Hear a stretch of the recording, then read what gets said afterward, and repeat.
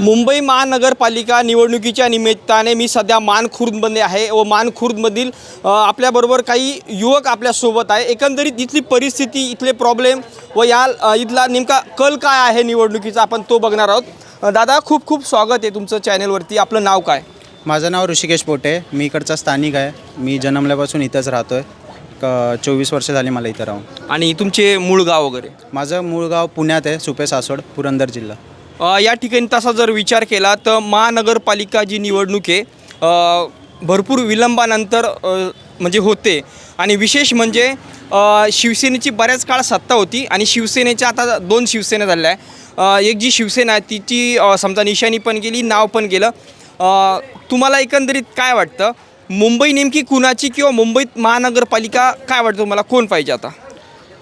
आता तुम्ही मुंबई कोणाची म्हणाल तर मुंबई मराठी माणसाचीच आहे, ती आधीपासून होती आणि आहे आणि राहणारच। मुंबई शेवटी मराठी माणसाची। पण आता चाललं आहे की कोण म्हणतं हिंदू महापौर आम्ही नाही, कोण म्हणतं मराठीच करू, कोणला एका पत्रकाराने प्रश्न केला आशिष शेलार यांना, तर ते बोलले की हिंदू महापौर होईल। कोण म्हणतं तुम्हाला खान महापौर करायचा आहे का, कोण म्हणतं उत्तर भारतीय आम्ही महापौर करणार। तो वेगळा विषय झाला। आता मी म्हटलो की तुम्ही विचारलं मुंबई कोणाची आहे, मराठी माणसाची। आता महापौर झाला पाहिजे तो मराठी झाला पाहिजे, तो मराठी झाला म्हणजे तो हिंदूच झाला। तर हा प्रश्नच उरला नाही की हिंदू पाहिजे की मराठी पाहिजे। जर महाराष्ट्रात मुंबईमध्ये पाहिजे तर मराठी पाहिजे, उत्तर प्रदेशमध्ये पाहिजे तर त्यांचा माणूस पाहिजे, किंवा कुठं नॉर्थमध्ये गेला तर काश्मीरचा असेल तर काश्मीरीच पाहिजे असं। यामध्ये सीटचा जर विचार केला तर या ठिकाणी मला वाटतं काँग्रेस पण आहे, शिवसेना शिंदे गट आहे आणि उद्धव सेना गट आहे का इथं? हो, दोन्ही गट आहेत इथं। आणि अपक्ष पण आहे? हो, आणि अपक्ष पण आहे। समाजवादी आणि MIM पण आहे? समाजवादी आहे। अच्छा, MIM नाही? MIMचं नाही आहे, लिस्टमध्ये बघितलं त्यांचं तर नाव नाही दिसलं। काय वाटतं या ठिकाणी महाराष्ट्रीयन वोटर्स किती टक्के असतील? आता किती का नाही म्हटलं तर जातीच्या आधारावर वोट होतं, किती टक्के असतील किंवा इतर किती? आता इथं वॉर्ड क्रमांक 142 आहे।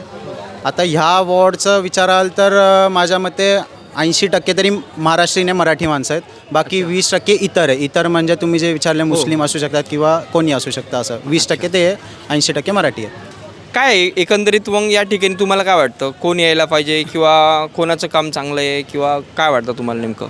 आता तुम्ही जसं पहिल्या प्रश्नात हे केलेलं की खूप विलंब लागला आहे किंवा खूप वेळ लागला आहे या निवडणुकीसाठी, मग त्या टायमाला ज्यांनी जे सांभाळलं, म्हणजे इथं आहेत तशी पण लोक, जसे की भाऊ आमचे ढेरंगे भाऊ, आता ते अपक्षामधून लढतात, शिवसैनिक होते ते, सध्या त्याच्या अपक्षाकडून लढतात। म्हणजे शिवसैनिक आता 2 झाले, एक शिंदे सैनिक, एक उद्धव ठाकरे सैनिक। तर ते माननीय बाळासाहेब ठाकरे गटातच होते, म्हणजे ठाकरे साहेबांच्या गटात होते, पण काही झालं त्यांच्यामध्ये, तिकीटं नाही भेटली, हे सगळं नाही भेटलं, मग ते अपक्ष लढतात आणि सगळी कामं मोस्टली त्यांनीच केली इथं।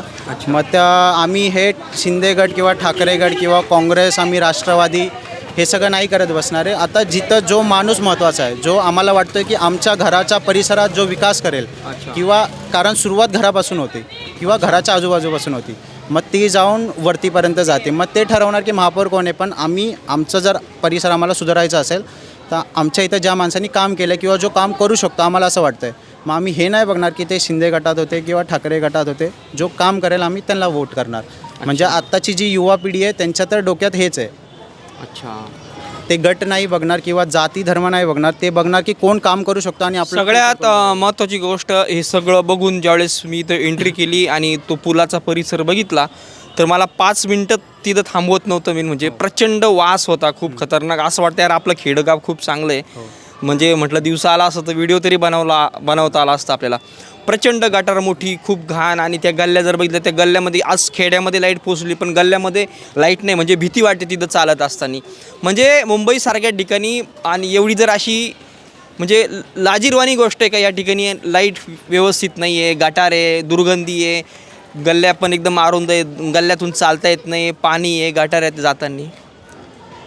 प्रत्येकाने जर आपलं काम वेळेवरती केलं तर हे सगळं सुधारण्यात येईल। आता प्रत्येकाचा वॉर्ड वेगवेगळा आहे, जसं की हा आमचा वॉर्ड झाला, इथं पण खूप सारी घाण होती, खूप काय चांगलं आहे इथं, व्यवस्थित वाटलं इथं मला। लाईट वगैरे पण नव्हती।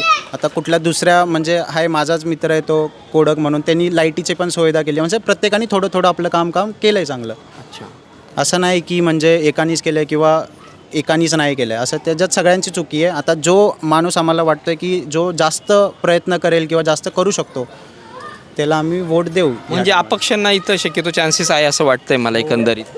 100% तुमच्या बोलण्यातून तरी असा आपण कल काढू शकतो. दादा तुम्ही काय करता नेमकं, तुमचं नाव काय? मी विशाल पांढरे, मी RCFमध्ये जॉबला आहे. अच्छा, RCF म्हणजे आपलं. RCF फर्टिलायझर आणि इथं शेती वगैरे तर काय मग पॅकिंग होतं ना, खत बाहेर जातं, वॅगिननी बाहेर जातं. तुमचं काय झालं शिक्षण? मी डिग्री आपलं हे झालं आहे, माझं ग्रॅज्युएशन कंप्लीट आहे. काय वाटतं तुमचा परिसर एकंदरीत काय कल काय लोकांचा काय वाटतं नेमकं? कल हा माणुसकीच्या बाजूने लागणार, ज्याच्यावर अन्याय झाला आहे, निष्ठावंत जो होता त्याच्या बाजूने कल लागणार. आणि पहिली गोष्ट, तुम्ही 20-25 दिवसात पक्षप्रवेश करणार, तुम्ही तिकीट घेऊन जाणार, तुम्ही इथं निवडून नाही येणार. जो 8 वर्ष झालं निवडणूक होऊन, 8 वर्ष ज्यांनी काम केलं तोच निवडून येणार. जर तुम्ही 20-25 दिवसात येणार, मला तिकीट हवं आहे, मला सपोर्ट करा, तुम्ही पक्षाच्या AB फॉर्म घेऊन येणार, त्याच्यावर तिकीट किती आणा, माणूस जनता निवडून देणार आहे. जनतेला माहिती आहे कोणी काम केलं, तो माणूसच निवडून देणार. आता काही जणांनी पक्षप्रवेश केले, इकडे गेले, इकडून तिकीट नाही भेटलं, त्या पक्षात गेले, त्या पक्षात नाही तिकीट, तिकडं सगळीकडे हेच चालू आहे. इथे रोहिदास भाऊ ढेरेंगे सृष्टी असा निर्णय घेते म्हणजे ते पण एक विशेष आहे ना. समजा तुम्ही एखाद्याचे हे करताय आणि असं कसं काय निर्णय होतो पक्षाकडून पण? आता जे शाखा प्रमुख एवढे वर्ष राहिले, त्यांनी शाखा प्रमुख म्हणून काम सांभाळलं. रोहिदास भाऊ ढेरेंगे ते उद्धव ठाकरे गटाचे शाखा प्रमुख होते. ते शाखा प्रमुख असताना वॉर्डातील प्रत्येक जे काम आहे ते गटार साफ करण्यापासून होत्या, ते स्वतः गटारात उतरून त्यांनीच काम केलं आहे. मग तसंच ते काम करत आलेत. पक्षांनी त्यांचा निर्णय, विभाग प्रमुखांनी, इतर व्यक्तींनी, शाखेतील जे पदाधिकारी आहेत, उपशाखा प्रमुख, शाखा प्रमुख, जेवढ्यांनी आहे सगळ्यांनी रोहिदास भाऊ ढेरेंगे यांचं नाव पुढे सजेस्ट केलं होतं. मग सजेस्ट केल्यानंतर उद्धव साहेबांनी काही जणांच्या दबावाखाली बोलणार नाही, पण कोणी उद्धव साहेबांचे कान फुकल्यामुळे सांगितलं की त्या माणसाकडे पैसा कमी आहे, ते माणसाची ताकद नाही लागणार. ताकद पैशाची नाही, ताकद माणसाच्या माणुसकीची, आणि ती माणुसकीमुळे निवडून येणार. प्रत्येकाच्या घराघरापर्यंत एकच नाव पोचले.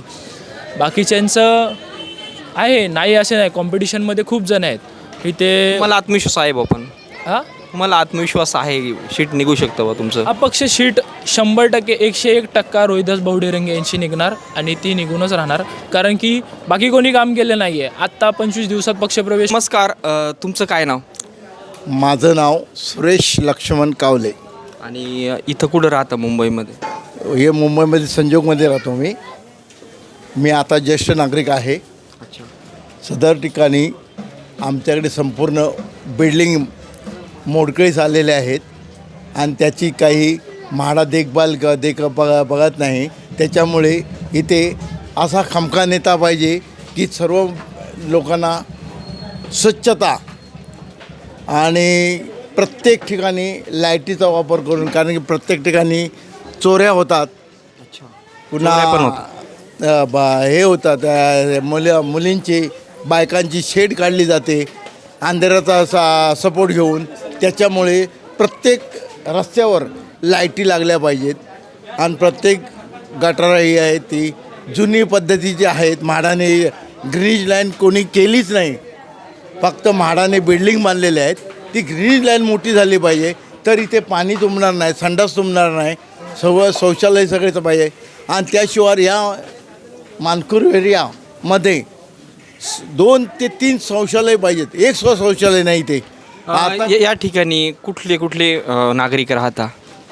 नागरिक म्हणजे परिसरातले जे नागरिक आहे तुमची लोकसंख्या कोणकोणत्या भागातले लोक राहता? म्हणजे महाराष्ट्रीयन किती राहता, किंवा महाराष्ट्रीयन आहेत, पुन्हा बिहार आहेत, असे मिक्सेड सर्व आहेत. आणि पण जास्तीत जास्त कोणत्या पक्षाची इथं आता उमेदवारी, कोणत्या पक्षाचे उमेदवार या ठिकाणी उभे आहे? इथे उमेदवारी आपलं अपक्ष आहेत.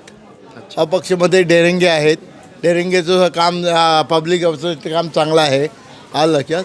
परंतु दुसरे आपले लोखरे मॅडमसुद्धा आहेत, त्यांचंसुद्धा काम तर आहे. दुसरं पुन्हा कुठं नाही, शेवाळा हे साहेबांचे कोणते हे आपले खांडेकर. अच्छा, कोणत्या पक्षाचे आहेत? खांडेकर आता कुठच्या पक्षाची मला माहीत नाही, पण त्यासुद्धा आहेत. म्हणजे काम करणारे लोक आहेत. परंतु त्यांनी काम निवडून गेल्यानंतर तिकडे जाऊन खुर्च्या गरम करायच्या नाही, त्यांनी इथं काम केलं पाहिजे, लोकांना विश्वास वाटला पाहिजे बुवा हा मनुष्य आहे, काम करणार आहे. काय वाटतं मग एकंदरीत महानगरपालिकेत तुम्हाला काय वाटतं कोणाची सत्ता यायला पाहिजे? ते काय सांगता येत नाही, प्रत्येकाचं मन आहे आणि प्रत्येकाला वोटिंग करण्याचा हक्क आहे, तो प्रत्येकाने बजावला पाहिजे. आणि हे मत कसं गुपित असते, त्याच्यामुळे तसं सांगता येत नाही. आत्तापर्यंत ज्यांनी मुंबई- काम केलं असेल तो निवडून नक्की येणार असं आहे. आतापर्यंत मुंबईत ठाकरेंची सत्ता भरपूर काळ होती. ठाकरेंचं काम कसं आहे?